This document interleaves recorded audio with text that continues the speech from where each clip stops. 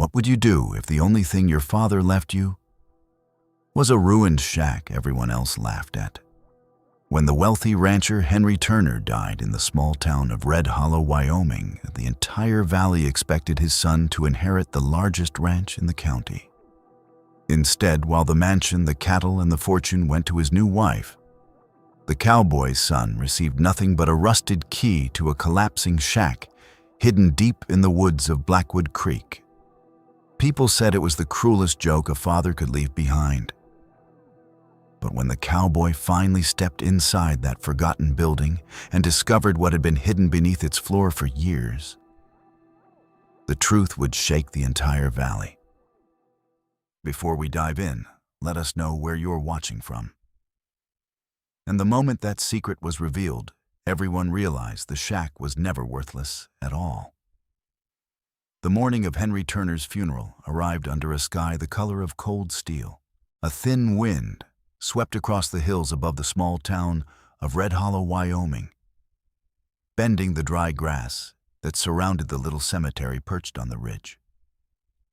It was the kind of wind that seemed to carry memories with it, whispering through the wooden crosses and the leaning fence posts that marked the graves of ranchers who had lived hard and died quietly in this valley.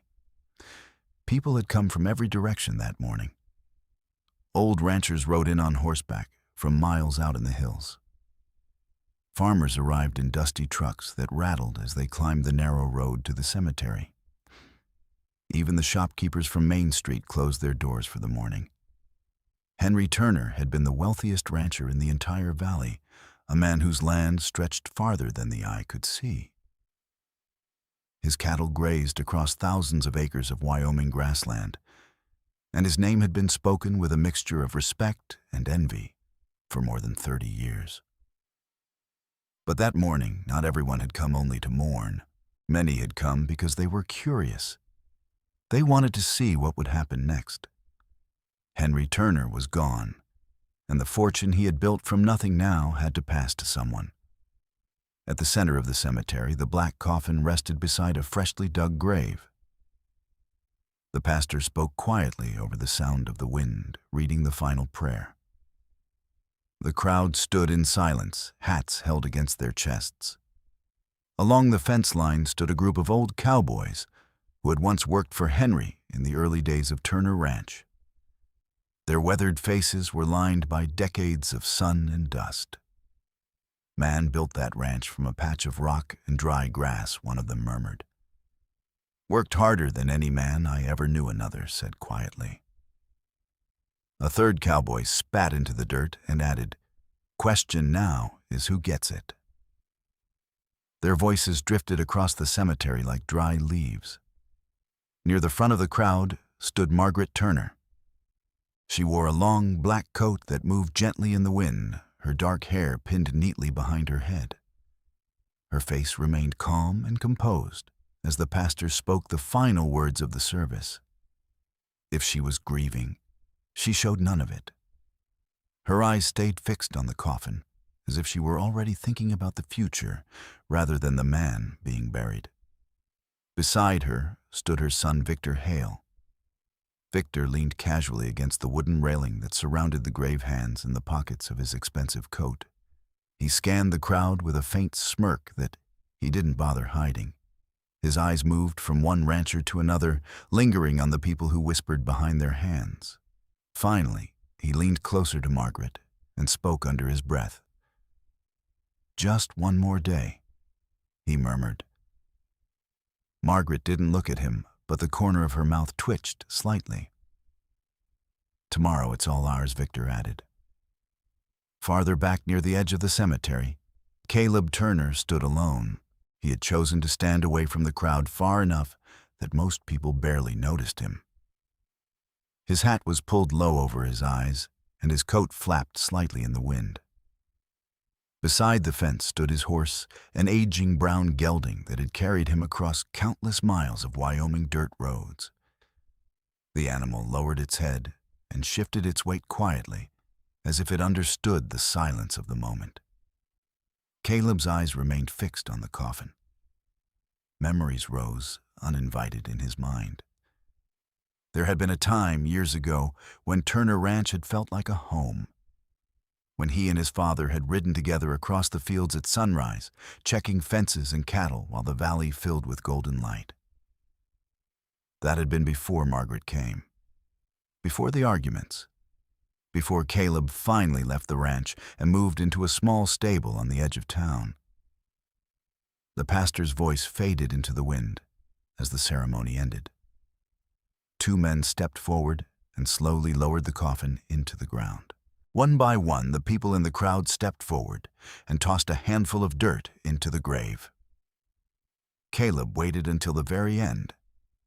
When his turn came, he walked slowly across the grass and stopped beside the open grave. He knelt down, scooped a small handful of dirt from the ground, and let it fall onto the wooden lid below. For a moment, he stayed there, staring down. Then he stood and walked back toward the fence without saying a word. The wind picked up again, and the crowd slowly began to disperse. By afternoon, Red Hollow was buzzing with quiet speculation. Inside the town's small saloon, men gathered around wooden tables, nursing cups of coffee and whispering about the same question. "Boy's gotta get the ranch," someone said. Only son Henry ever had, another man agreed. But someone else shook his head slowly. "You forget who Henry married," he said. "Margaret's been running that place for years." The conversation rolled through the room like distant thunder. Meanwhile, Caleb had already left the town center. He walked slowly back to the small stable on the edge of Red Hollow where he had been living since leaving Turner Ranch. The place was little more than an old barn with a small room attached, but it had been enough for him. That evening, he sat alone on a wooden crate outside the stable, staring across the open valley. Far away in the fading light, the hills that surrounded Turner Ranch stretched across the horizon like a dark shadow. He wondered what his father had been thinking in those final weeks. Whether Henry Turner had ever meant to call him back home, or whether the distance between them had been too great to cross. The next morning, the entire town seemed to gather again, this time in front of a narrow brick building on Main Street. Arthur Bennett's law office. The room inside was small, but it was packed shoulder to shoulder with ranchers, merchants, and townspeople who had come to hear the reading of Henry Turner's will. Margaret and Victor sat in the front row. Victor leaned back in his chair with the relaxed confidence of someone who believed the outcome was already certain. At the back of the room, Caleb stood quietly against the wall, holding his hat in both hands. Arthur Bennett adjusted his glasses and opened the thick leather folder on his desk. "I will now read the last will and testament of Henry Turner," he announced. The room fell completely silent. Bennett began with the formal statements, reading aloud Henry's final wishes and acknowledging the legacy he had built in Red Hollow. Then he reached the part everyone had been waiting for. The Turner residence, including the main house and surrounding property, Bennett read carefully, is hereby granted to Margaret Turner. A murmur rippled through the room. Bennett continued. All cattle holdings and primary ranch lands are to remain under the control of Margaret Turner. Victor smiled openly now. And the Turner Freight Company and associated commercial contracts are granted to Victor Hale. A few people turned their heads slowly toward Caleb. Everyone was waiting.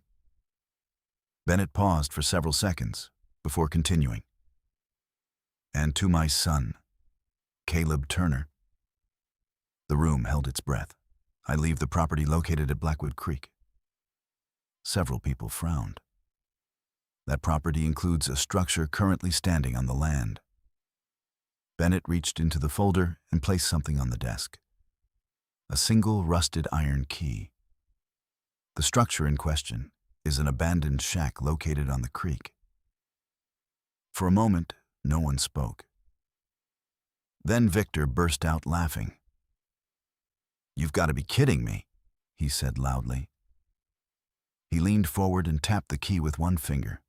Looks like the old man figured you were only worth a pile of rotten wood. Some of the people in the room shifted awkwardly.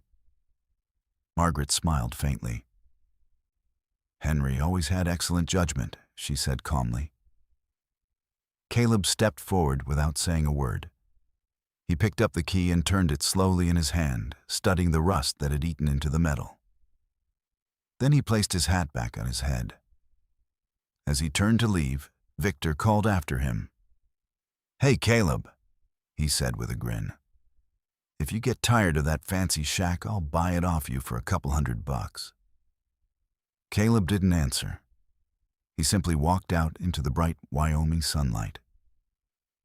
As he reached his horse, Arthur Bennett stepped outside behind him. "Caleb," the lawyer said quietly. Caleb turned. Bennett handed him a small envelope. "Your father asked me to give you this," he said. Caleb opened it slowly. Inside was a single slip of paper. 2 words were written across it in his father's unmistakable handwriting. "Trust the shack." Caleb looked up. "Did he say anything else?" he asked. Bennett nodded slowly. "2 weeks before he died, Henry told me something I didn't understand at the time." "What was that?" Bennett folded his hands behind his back. "He said greedy people only see the price of land." He looked directly at Caleb. "But a real cowboy sees its value."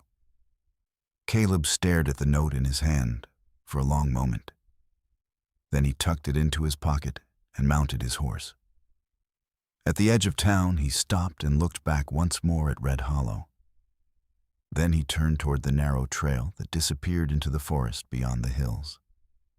Somewhere out there, beside a quiet creek hidden among the trees, stood the ruined shack his father had left him. And Caleb intended to see it with his own eyes. Why would Caleb's father leave him nothing but a tiny piece of land and a worthless old shack? Was it favoritism? Or was there a secret hidden beneath that land?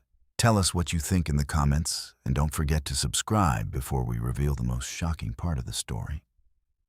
The trail to Blackwood Creek grew narrower the farther Caleb rode from Red Hollow. At first, the road had been wide enough for wagons, the same dirt path that ranchers used to move cattle between the grazing fields and the town market. But after several miles, the land began to change. The familiar fences disappeared. The open grassland slowly gave way to stands of tall pine and twisted cedar. Soon the trail was little more than 2 worn tracks cutting through the forest. Caleb leaned forward slightly in the saddle as his horse stepped carefully over exposed tree roots and scattered stones. The wind moved through the high branches above him, creating a constant whisper that followed him deeper into the wilderness. The farther he rode, the quieter the world became. No ranch houses, no cattle, no distant sounds of wagons or voices. Just the forest. The sun had already begun its slow descent toward the western mountains when Caleb realized he had been riding for several hours. The golden light filtered through the pine trees in long beams that stretched across the ground. The trail dipped suddenly into a shallow valley where a narrow stream crossed the path. Caleb pulled gently on the reins. "Easy there," he murmured to the horse. The animal lowered its head and drank, while Caleb stepped down from the saddle and stretched his legs. The air here felt cooler than the open plains near Red Hollow, carrying the scent of wet earth and pine needles. He reached into his coat pocket and pulled out the rusted iron key. For a long moment he turned it slowly in his fingers. "Trust the shack." The words echoed in his mind. His father had built one of the largest ranches in Wyoming. Thousands of acres of grazing land, hundreds of cattle, freight contracts across 3 states. And yet the only thing Henry Turner had left to his own son was an abandoned shack in the middle of nowhere. Caleb shook his head. It still didn't make sense. "Either you lost your mind at the end," he muttered quietly, "or there's something you never told me." He tucked the key back into his pocket and climbed into the saddle again. The trail climbed steadily through the trees for another mile before finally opening into a clearing. The forest suddenly fell away, revealing a stretch of open land where a narrow creek wound its way through tall grass. And there, standing alone near the edge of the water, Caleb saw it. The shack. From a distance, it looked even worse than he had imagined. The building leaned slightly to one side, as if the ground beneath it had shifted over the years. One corner of the roof had collapsed completely, exposing a tangle of broken wooden beams beneath the weathered shingles. Two shattered windows faced the clearing like empty eyes. The grass around the structure had grown wild and tall, swallowing what remained of the old walkway that once led to the front door. Caleb guided the horse closer until he stood just a few yards away. For several seconds, he simply stared. "So this is it," he said quietly. The horse snorted softly, as if sharing his disappointment. Caleb dismounted and tied the reins loosely around a crooked wooden post that barely remained upright beside the fence. Most of the fence itself had already collapsed into the weeds. He walked slowly around the shack, examining the sagging walls and rotting boards. The wood had turned gray with age. In some places, the planks had split entirely, leaving thin cracks where wind and rain had slipped through for years. The door hung crooked on its hinges. A section of the roof had fallen inward, leaving a dark hole that exposed the interior. There was no sign anyone had been here in decades. Caleb kicked lightly at a broken board lying in the grass. Victor's voice echoed in his mind. A pile of rotten wood. He sighed and rubbed the back of his neck. "Maybe you were right," he muttered. For a moment he considered just leaving. He had already ridden half the day to reach this place. He could turn around now and be back in Red Hollow by nightfall. There was nothing here. Nothing but a forgotten building and a creek winding through empty land. Caleb took a few steps toward his horse. Then a sound stopped him. A branch snapped somewhere behind him. He turned instantly. The trees at the edge of the clearing shifted slightly as a figure stepped out from between the pines. An old man. He moved slowly, his boots crunching softly on the gravel near the creek. His gray beard was thick and untrimmed, and he held a worn hat in one hand. Caleb watched him carefully. The man stopped several yards away. "Afternoon?" the stranger said. His voice was rough but calm. Caleb nodded once. "Afternoon?" The old man looked past Caleb toward the shack. "So, you must be Henry's boy." Caleb's eyes narrowed slightly. "You knew my father." The man stepped closer and extended a weathered hand. "Name's Samuel Briggs." Caleb shook it. "Samuel Briggs," the old man repeated. "Worked for your father for near 15 years. Back when Turner Ranch was still small enough for a man to ride from one fence to the other before supper." Caleb studied him for a moment. "I don't remember seeing you around the ranch." Samuel chuckled softly. "That's because I left before you were old enough to swing a saddle proper." He turned and looked toward the shack again. "Your father used to come out here." Caleb frowned. "Out here regular as the seasons," Samuel said. "Few times every month." Caleb glanced back at the building. "That doesn't make any sense. This place looks like it hasn't been touched in years." Samuel shook his head slowly. That's what most folks would think. He walked a few steps closer to the shack and placed his hand on the weathered wall. Henry Turner had his reasons for coming here. Caleb crossed his arms. "What reasons?" Samuel hesitated. "Truth is, I never knew exactly." Caleb waited. "But I can tell you this," the old man continued. "Every time he rode out here, he brought tools. What kind of tools? Hammers, metal parts, boxes of nails, sometimes crates of lumber." Samuel scratched his beard thoughtfully. I helped him haul some of it out here once or twice. Caleb's brow furrowed. You helped him build this place? Samuel shook his head. No. He tapped the wooden wall with his knuckles. This shack was already here long before that. Then what was he building? Samuel looked toward the forest. Henry never let me stay long enough to find out. What do you mean? He always sent me back to town before sunset, Samuel said. Said the rest of the work had to be done alone. Caleb glanced again at the building. So he kept coming out here for years, Samuel nodded. Every time he disappeared from the ranch for a day or two, people thought he was doing business somewhere else.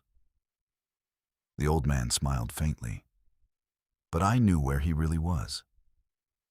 Caleb's eyes slowly moved back to the shack. For the first time since arriving, something about the place felt different. Let's take a look inside, he said. Samuel followed him to the front door. The wooden boards creaked loudly as Caleb stepped onto the porch. He pushed the door open slowly, and the hinges groaned in protest. The interior smelled of dust and old wood. Light streamed through the broken windows, illuminating the small room. A battered table sat near the wall. 2 chairs lay overturned beside it. A stone fireplace stood in the corner, its chimney blackened by long-forgotten fires. The floor was covered in dust. Caleb took a few steps forward. The boards creaked beneath his boots. Samuel leaned against the doorway and watched quietly. Caleb scanned the room slowly. Looks like nobody's been here in years. Then something caught his attention. In the center of the floor lay an old rectangular rug. Unlike the rest of the room, it wasn't covered in dust. Caleb crouched down and ran his fingers across it. Clean. He looked up at Samuel. That's strange. Samuel stepped inside. What is this rug? Caleb grabbed the edge and pulled it aside. Beneath it, the wooden floor looked different. The boards formed a square shape separate from the rest of the floor. Caleb knelt and examined them more closely. Near the center of one plank was a small circular hole, just large enough for a finger. Samuel leaned closer. Well, I'll be damned. Caleb slid his finger into the hole and tried to lift the board. It didn't move. Stuck, he muttered. Samuel studied the edges carefully. Your father always liked puzzles, he said. Caleb frowned. What do you mean? He used to build hidden compartments back at the ranch, Samuel said. Liked mechanical tricks. Caleb looked again at the board. Instead of pulling upward, he twisted it slightly. The plank turned. There was a sharp, metallic click beneath the floor. Both men froze. Then the entire section of flooring shifted. A large square portion of the floor suddenly lifted upward on hidden hinges. Caleb jumped back as the wooden panel swung open. A dark opening appeared beneath the shack. A metal ladder descended into darkness. Cold air drifted upward from below. Samuel stepped forward slowly and peered into the opening. Well, he said quietly. Looks like Henry Turner was hiding something after all. Caleb picked up the old lantern from the table and struck a match. The small flame flickered to life, casting a warm glow into the darkness. He held the lantern over the opening. The ladder disappeared deep into the earth. Caleb looked at Samuel. The old man nodded once. I reckon it's time you find out what your father was doing out here. Caleb took a deep breath. Then he placed his boot on the first rung of the ladder and began climbing down. Each step echoed softly against the metal. The lantern light flickered against the walls of the shaft. Above him, Samuel stood at the edge of the opening, watching. Slowly, Caleb descended into the darkness, into the secret his father had buried beneath the shack for years. Caleb's boots echoed softly against the metal ladder as he continued descending into the darkness beneath the shack.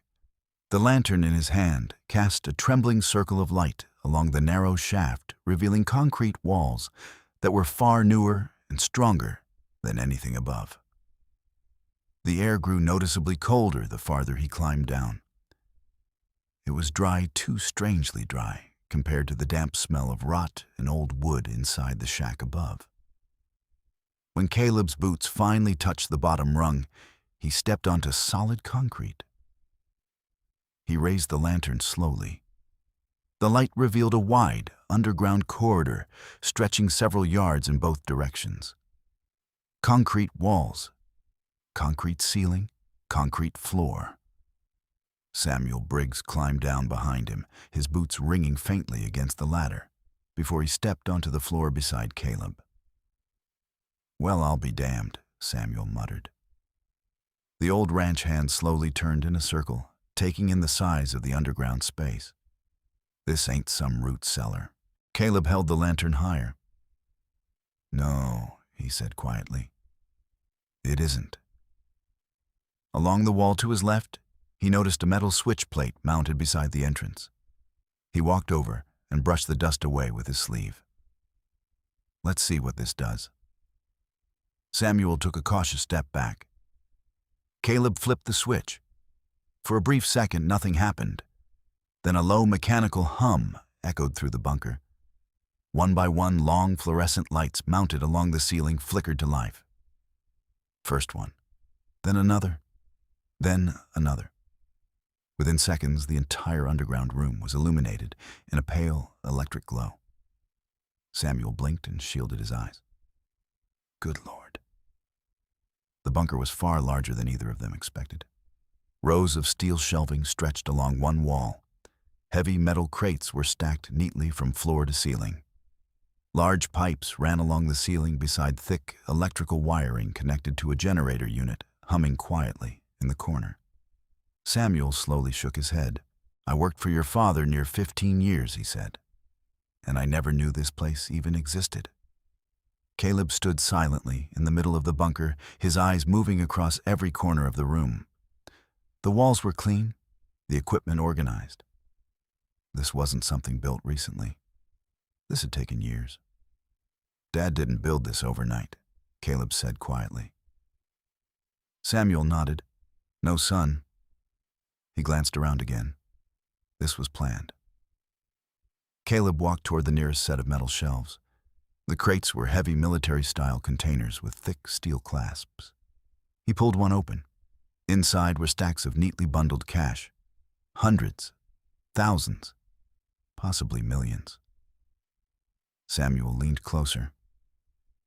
"You seeing what I'm seeing?" Caleb closed the crate slowly and opened another. This one was filled with long, rectangular shapes wrapped in oilcloth. He unwrapped one carefully. A gold bar gleamed under the fluorescent lights. Samuel let out a long whistle. "Your father was hiding Fort Knox down here."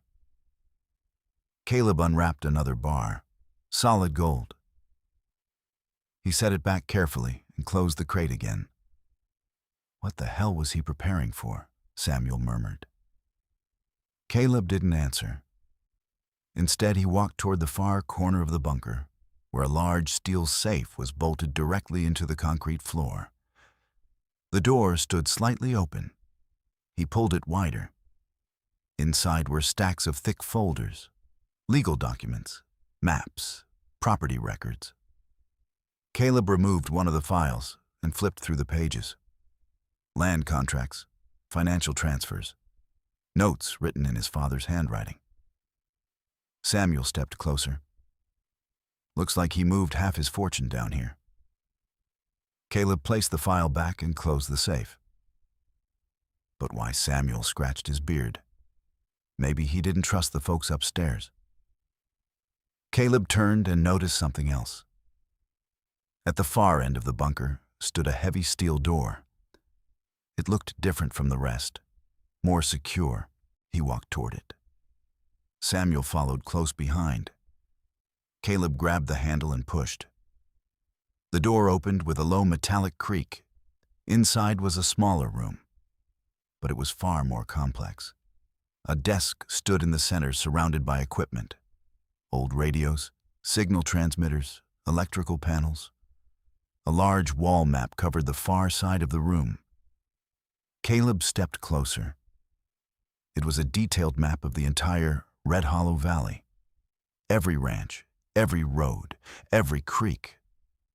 Red lines had been drawn across the map connecting various locations. Several of those lines pointed directly toward Blackwood Creek. Samuel squinted at the markings. Your father's been studying this valley like a battlefield. Caleb noticed a stack of journals on the desk. He opened one. Inside were pages of calculations, notes about land surveys, water tables, underground geology. Samuel leaned over his shoulder. What's that say? Caleb scanned the pages. Groundwater levels, aquifer pressure, flow directions.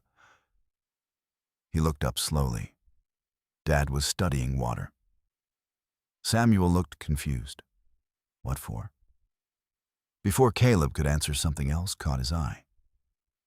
At the corner of the room stood an old film projector.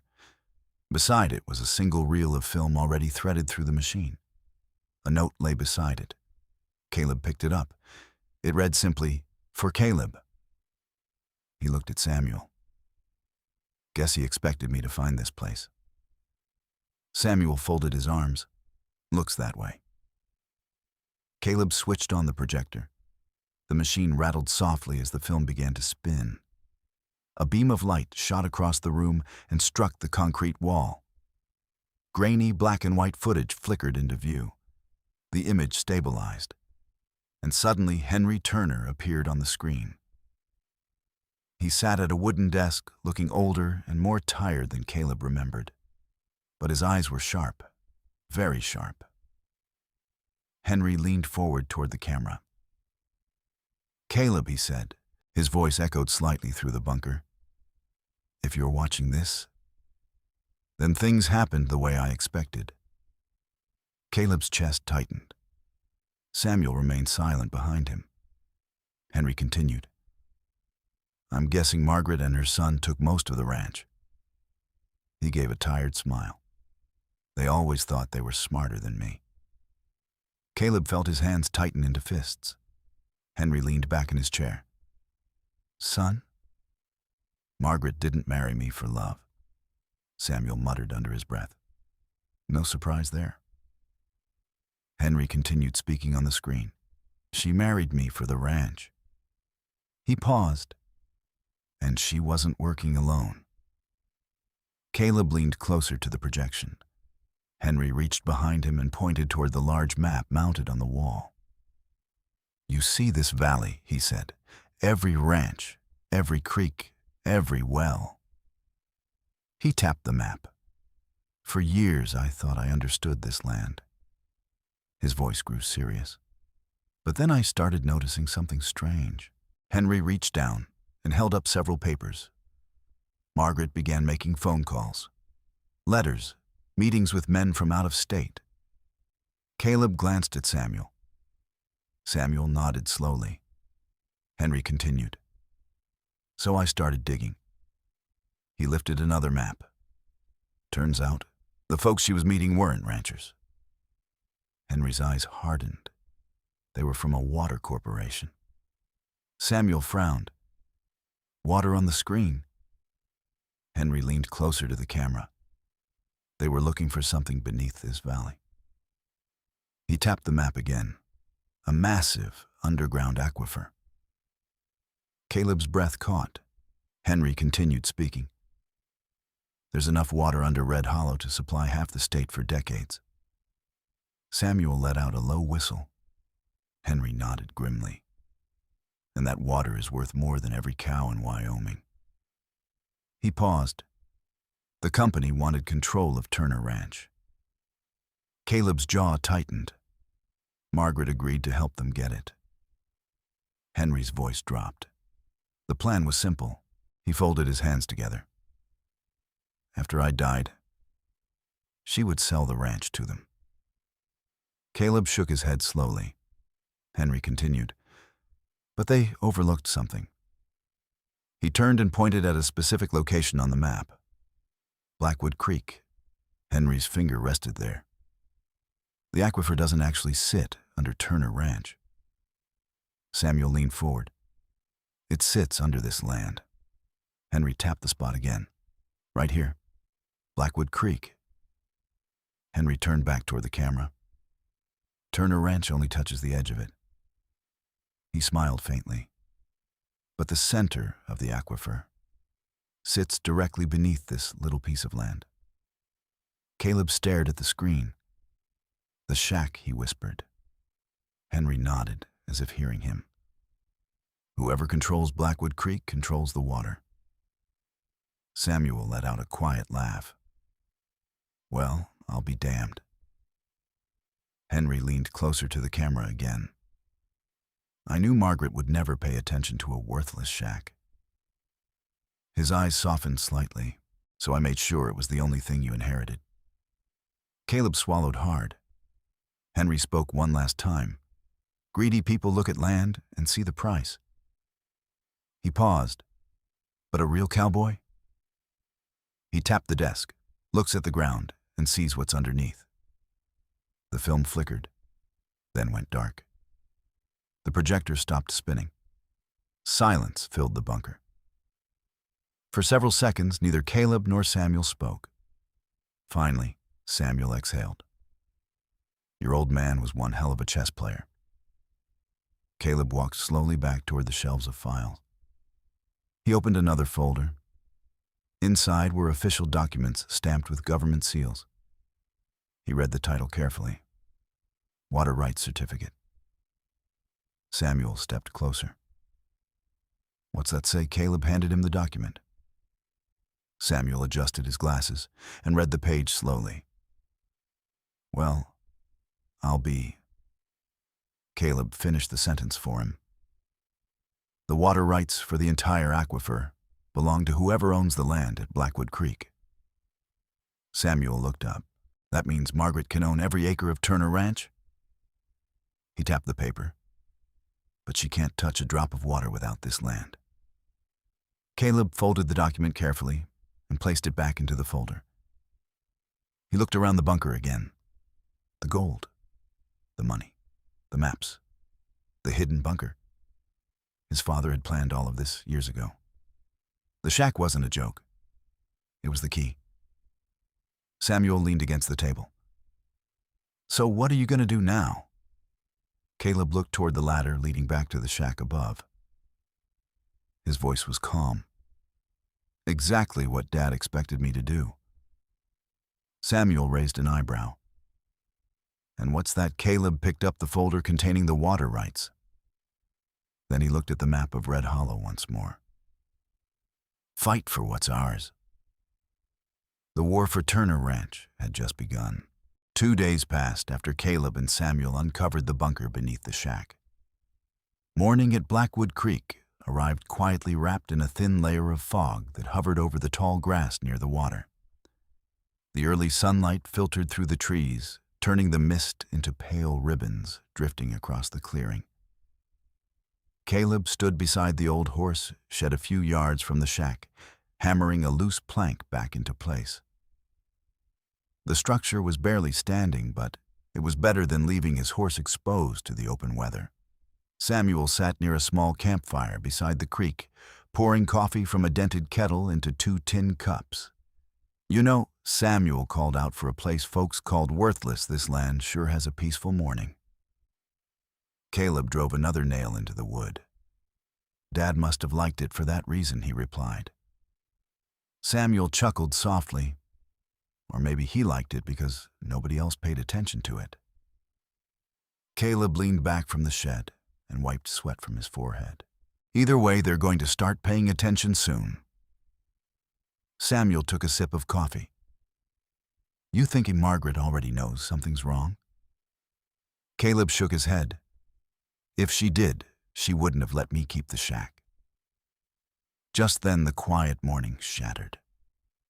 The distant growl of an engine echoed through the forest. Samuel lifted his head. That doesn't sound like a ranch truck. The noise grew louder.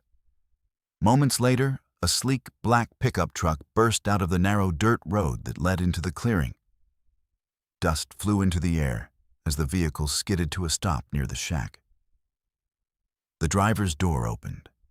Victor Hale stepped out. He wore polished boots, a pressed shirt, and a dark coat that looked far too expensive for the wilderness around him. His sunglasses reflected the morning sun as he surveyed the clearing with a faint expression of disgust. "Well," Victor said slowly, glancing around the land, "this is even worse than I imagined." Caleb rested his hammer on the fence and then leaned casually against one of the posts.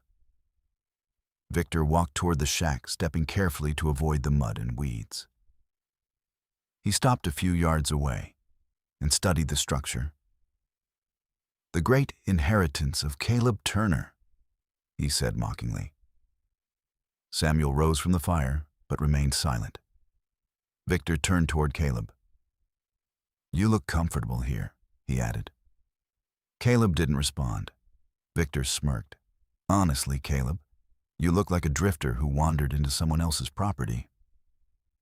He gestured toward the shack, living in a pile of rotten wood. Caleb simply folded his arms and watched him. Victor sighed dramatically. "Well," he said, "I didn't drive all the way out here just to admire the scenery." He reached into the inside pocket of his coat and pulled out a thick envelope. "I'm here on behalf of Margaret." Caleb said nothing. Victor opened the envelope and pulled out several folded papers. "Let's solve this little inconvenience quickly," he continued. He held the papers out. "A purchase agreement." Samuel stepped closer, curious. Victor looked at Caleb. "Margaret is willing to buy this land from you." Caleb raised an eyebrow. "Buy it." Victor nodded. "For $50,000. Samuel nearly choked on his coffee. Victor continued confidently. "I know what you're thinking," he said. $50,000 is generous for a worthless piece of land." He gestured around the clearing. No cattle, no buildings worth saving, no road access worth mentioning. Caleb studied him carefully. Victor stepped closer. "You'll never build anything here," he continued. "This place is too far from town, too rough to develop." He smiled thinly. So Margaret thought she'd do you a favor. Caleb tilted his head slightly. "A favor?" Victor nodded. "You take the money." He tapped the contract. "Go start a new life somewhere else." Samuel folded his arms. "And why exactly does Margaret want this worthless land so badly?" Victor waved dismissively. "She wants to expand Turner Ranch." Caleb's eyes narrowed. Victor shrugged.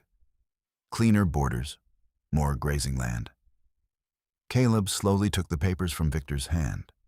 He scanned them briefly. $50,000. For a piece of land Victor himself had just called worthless. Caleb looked up. "Why pay that much?" Victor smiled again. "Because Margaret is generous." Caleb folded the contract calmly. In his mind, his father's voice echoed again. "Greedy people look at land and see the price.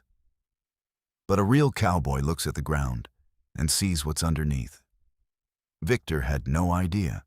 He had no idea about the bunker, about the aquifer, about the water beneath the valley. Caleb handed the contract back. "I'm not selling." Victor blinked. "I'm sorry," I said, "I'm not selling." Victor's smile faded. "You didn't even think about it." "I did." Caleb shrugged. "Still no." Victor's face hardened. "You're making a mistake." Caleb leaned casually against the fence again. "Then I guess it's my mistake to make." Victor stepped closer, his voice rising. "You're a broke cowboy living in a collapsing shack," Samuel chuckled softly. Victor glared at him. "You don't understand business," Victor continued. "You don't understand land value." Caleb nodded. "You're probably right." Victor's jaw tightened. He snatched the contract from Caleb's hand. "Fine. He crumpled the papers slightly and shoved them back into the envelope. "Enjoy your worthless swamp." He turned and walked quickly back toward his truck. Before climbing inside, he turned back one last time. "You'll regret this," he said coldly. The truck engine roared to life. Moments later, the vehicle sped back down the dirt road, leaving a thick cloud of dust behind. Samuel watched it disappear between the trees. "Well," he said slowly, "that went about as friendly as I expected." Caleb looked toward the road. "She'll send someone else next." Samuel nodded. "And they won't bring a contract." He was right. The very next morning, the sound of engines returned. But this time, there were more of them. Caleb stepped outside the shack and saw a massive yellow bulldozer rumbling down the road. Behind it drove the sheriff's truck, and behind that, a sleek silver car Caleb recognized immediately. Margaret Turner stepped out the moment the vehicle stopped.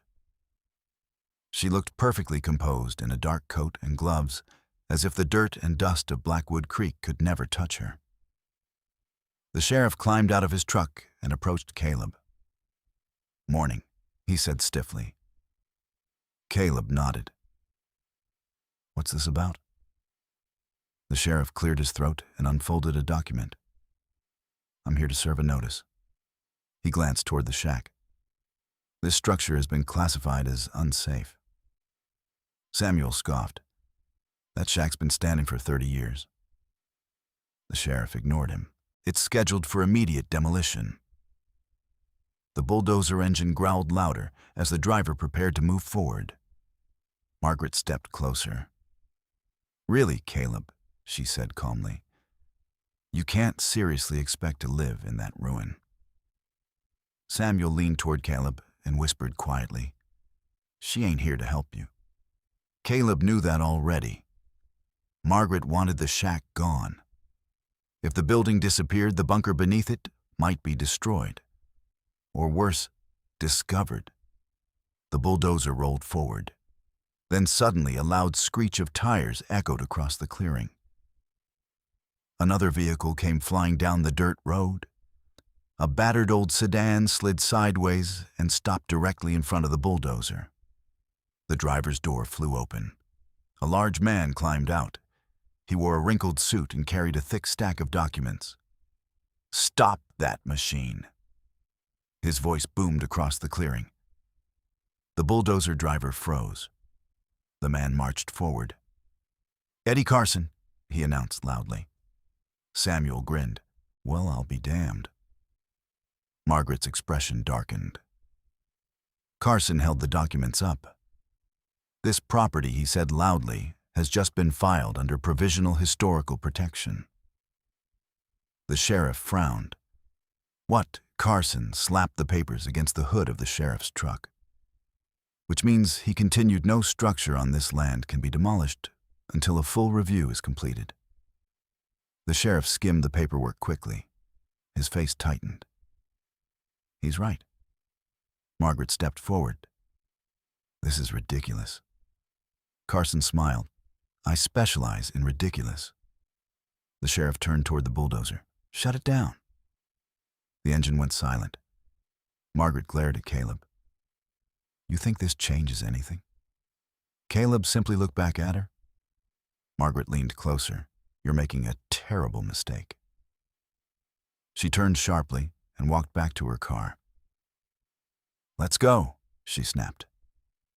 Within minutes, the vehicles disappeared back down the road. Silence returned to the clearing. Samuel exhaled deeply. That was close. Carson wiped sweat from his forehead. "You're welcome." Caleb nodded. "Appreciate it." Carson shrugged. "I hate bullies." Later that evening, Caleb returned to the bunker. He began searching through more of his father's files.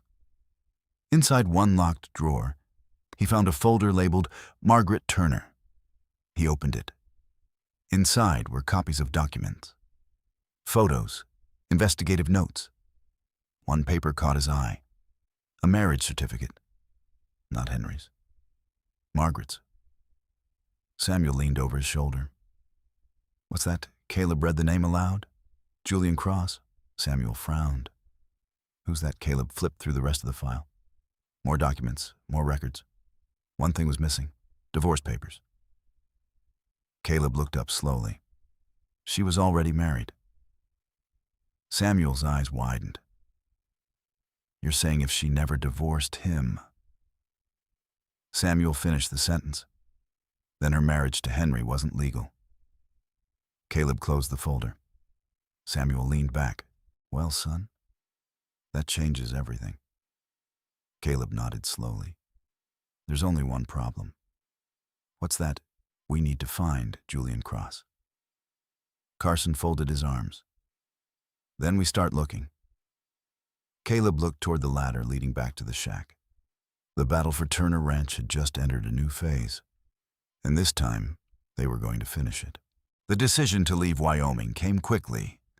By the next morning, Caleb Turner and Eddie Bulldog Carson were already on the road heading south across the long, empty highways of the American West.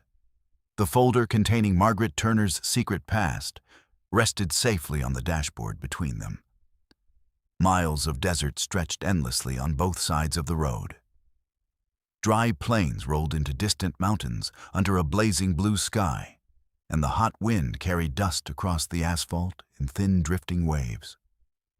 Carson drove with one hand on the steering wheel and the other resting near the stack of documents.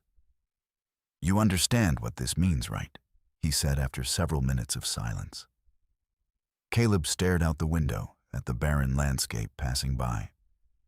If Julian Cross is still alive, Carson continued, and if he never divorced Margaret, then everything she claimed from Henry Turner disappears. Caleb nodded slowly. That would mean the marriage was illegal. Carson glanced at him briefly. Exactly. Bigamy. He tapped the folder. And courts take that very seriously. Caleb leaned back in his seat. All these years she thought she had the ranch.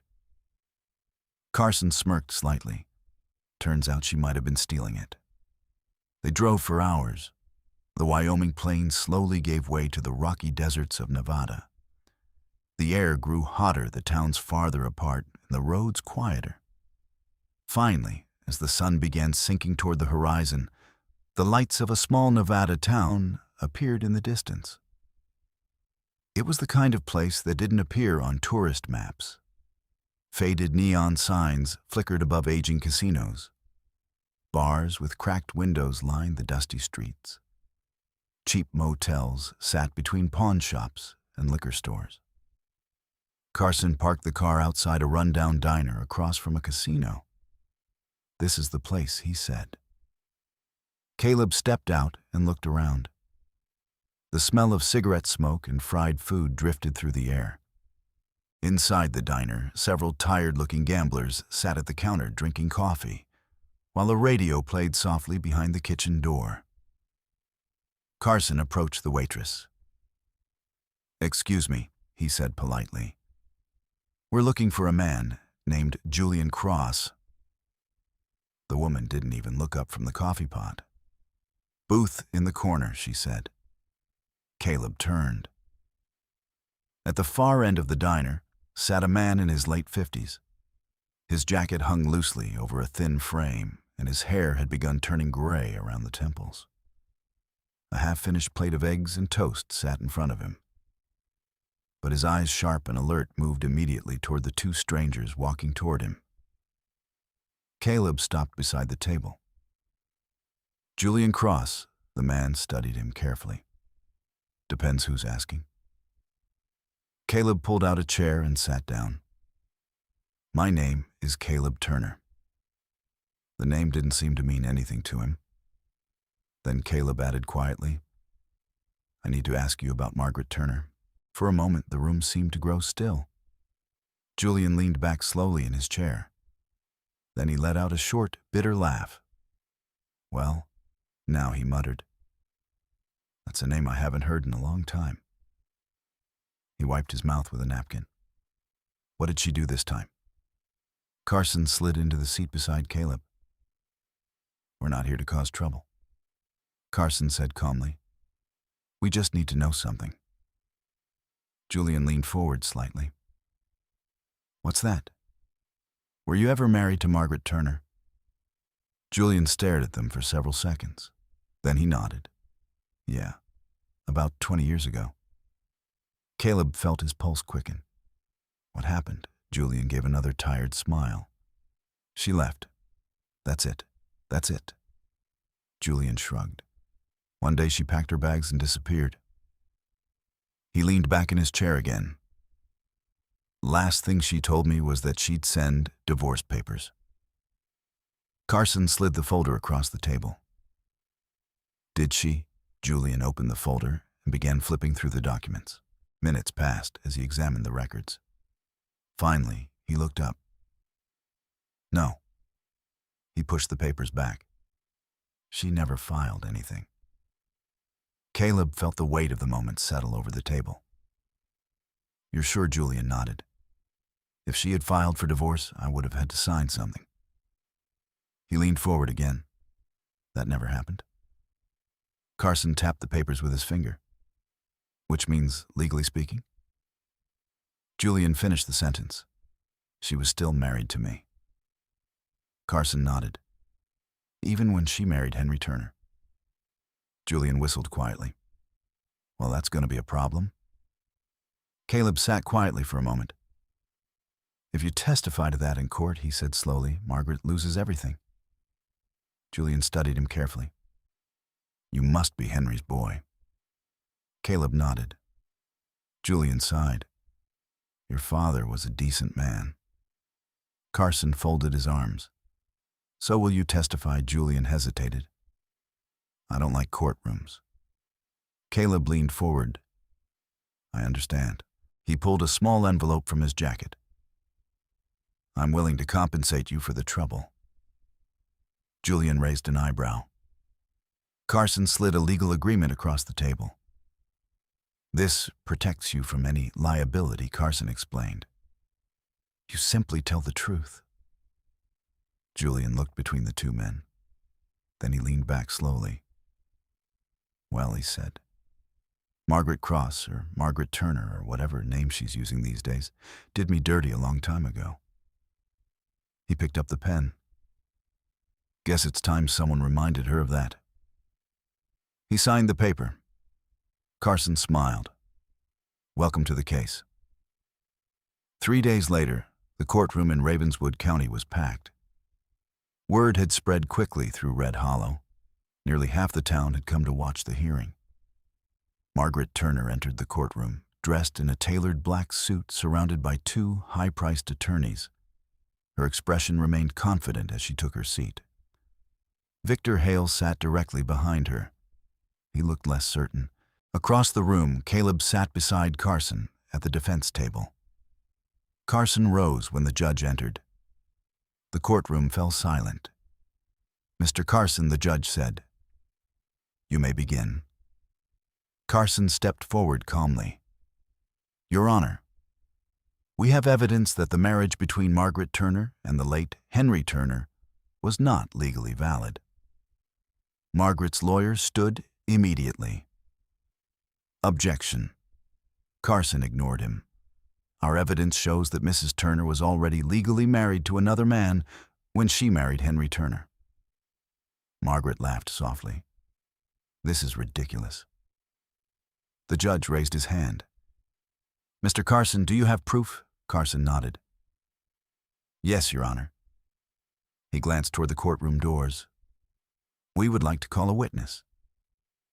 The doors at the back of the courtroom opened. A man walked in slowly. Margaret turned her head. The moment she saw him, the color drained from her face. Julian. The courtroom fell silent. Julian Cross walked calmly to the witness stand. Carson approached. Mr. Cross, he said, are you legally married to Margaret Turner? Julian looked directly at Margaret. Yes. Have you ever divorced her? No. Margaret's lawyer jumped to his feet. Objection. Carson calmly handed the judge the certified marriage certificate. The judge studied the document. Then he looked toward Margaret. "Mrs. Turner." His voice was firm. "This court recognizes that you were still legally married to Julian Cross when you married Henry Turner." He struck the gavel. "The marriage between you and Henry Turner is therefore invalid." Gasps echoed through the courtroom. Margaret rose from her chair. "This is outrageous," but the judge continued. "As a result, you have no legal claim to Henry Turner's estate." Victor stood abruptly, but two federal investigators stepped forward from the back of the courtroom. Victor Hale, one of them, said, "You're under arrest for financial fraud and money laundering." Victor's face went pale. Margaret stared in disbelief as her son was led away. Within minutes, the courtroom emptied. The ruling was clear. Turner Ranch and every asset connected to it belonged to Caleb Turner. A few days later, Caleb returned to Blackwood Creek. Samuel Briggs was waiting outside the shack. "Well?" he asked. Caleb smiled slightly. "It's over." Samuel nodded slowly. They walked down into the bunker together. While searching through the remaining boxes, Caleb discovered an old wooden chest tucked into the corner. Inside was a photo album. The pictures were faded but clear. Young Henry Turner stood in front of the very same shack. Beside him was a young woman, Caleb's mother. Behind them, the land looked empty and wild. Samuel studied the photos. "That was the beginning," he said quietly, "before the ranch." Caleb closed the album gently. "So this was their first home." Samuel nodded. "Your father never forgot where he started." 2 years passed quietly after the courtroom doors closed on the Turner inheritance battle. Time moved differently in Red Hollow after that. The valley that had once been dry, divided, and uncertain slowly began to change. The biggest change stood beside a winding creek hidden between the tall pines of the northern hills. Blackwood Creek. Where an abandoned shack once leaned crookedly against the wind, a new ranch now stood. The old structure had not been erased. Caleb had never wanted that. Instead, the shack had been rebuilt carefully, board by board. The weathered wood had been replaced with strong pine beams, but the shape of the house remained the same as it had been decades earlier, when Henry Turner and his young wife had first built it with their own hands. Now it stood solid against the Wyoming wind. A small but sturdy ranch house overlooking the creek. A wide porch wrapped around the front, shaded by a slanted roof. A wood stove smoked gently through the chimney each morning. Around the house, the land had changed even more. A long wooden fence now stretched across the fields, enclosing fresh pasture land where horses and cattle grazed lazily in the afternoon sun. A new barn stood several hundred yards from the house, painted deep red and tall enough to store feed tools and livestock. Beside the barn was a modern pumping station built near the creek bed. Beneath the ground, the great aquifer Henry Turner had discovered decades earlier continued to flow silently through the earth. Powerful pumps now drew that water upward. Large irrigation pipes carried it across the valley through a network of narrow channels that stretched like veins through the fields. Where dry grass once struggled to survive, green pasture now covered the land. The transformation was visible from miles away. People began calling the place something new. Blackwood Creek Ranch. At first the name had been spoken quietly, but eventually it became official. The name appeared on maps, on supply invoices, on the wooden sign standing beside the road leading to the ranch entrance. And with the water flowing again, the rest of the valley began to change. For years, many of the small ranches around Red Hollow had struggled. Drought had nearly driven some families off their land entirely. But once word spread that water was flowing again at Blackwood Creek, ranchers began arriving one by one. At first, they came cautiously. A few neighbors rode over on horseback. Others drove dusty pickup trucks down the narrow dirt road. They all asked the same question. Is it true you control the water rights? Caleb never turned anyone away. But he also made one thing clear. He would never sell the water to outside corporations. Several large companies tried to approach him in those first 2 years. One offered a sum large enough to buy half of Wyoming. Another proposed building a commercial water pipeline across the valley. Caleb rejected every offer. Instead, he created a simple system. Local ranchers could access the water through shared irrigation lines. The cost was minimal, just enough to maintain the pumps and equipment. The arrangement changed everything. Fields that had once turned brown under the summer heat slowly came back to life. Grass returned. Cattle herds grew again. Streams that had nearly dried up began flowing steadily once more.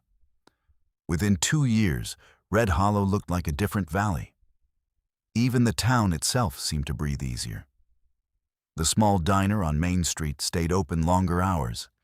The supply store restocked its shelves.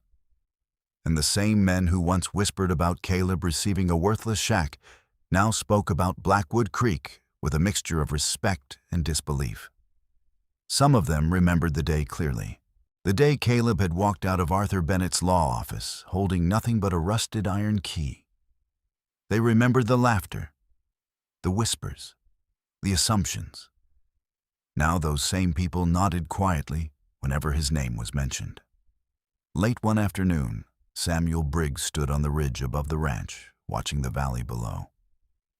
The sun hung low in the sky, painting the land in shades of gold and amber. Caleb joined him, wiping dust from his hands after finishing repairs on the irrigation pump. Samuel gestured toward the fields. You ever think about what your father really did here? Caleb looked out across the valley. The irrigation channels shimmered like silver ribbons in the fading sunlight. What do you mean? He asked. Samuel leaned against the wooden fence. Henry Turner understood this land better than any man I ever met. Caleb said nothing. Samuel continued.